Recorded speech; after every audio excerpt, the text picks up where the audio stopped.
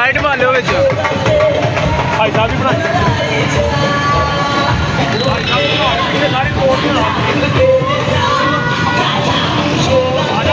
Light ਬੰਦ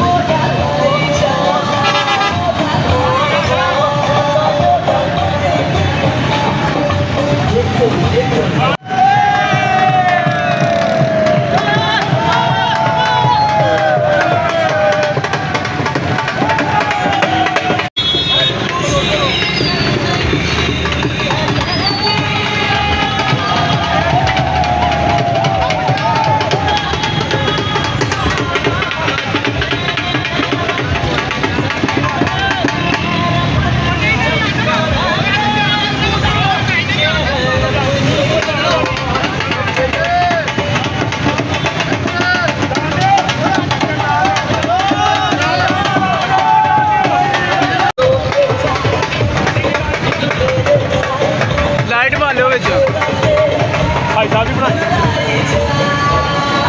ਭਾਈ ਸਾਹਿਬ ਸਾਰੀ ਕੋਟ ਬਣਾ light ਬੰਦ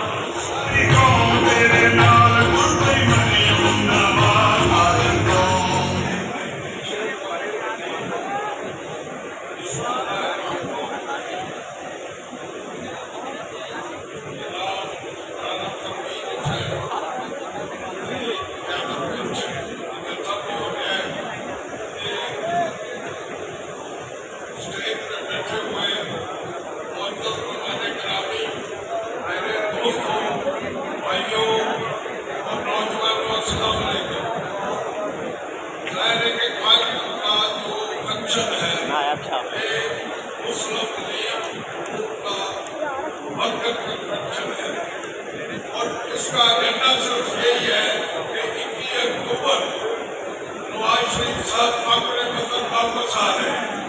ہم سب دوستوں نے مسلم لیگیوں نے ان کا استقبال کرنا ہے اور ثابت کرنا ہے اس استقبال کو حقیقت اور مثال بنانا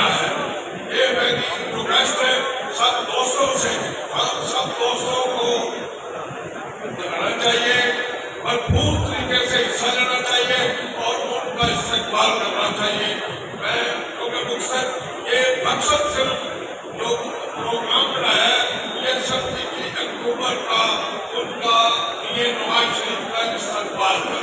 मैं इन अल्फाज के अपनी बात खत्म करता हूँ। शुक्रिया। मुख्तर वक्त में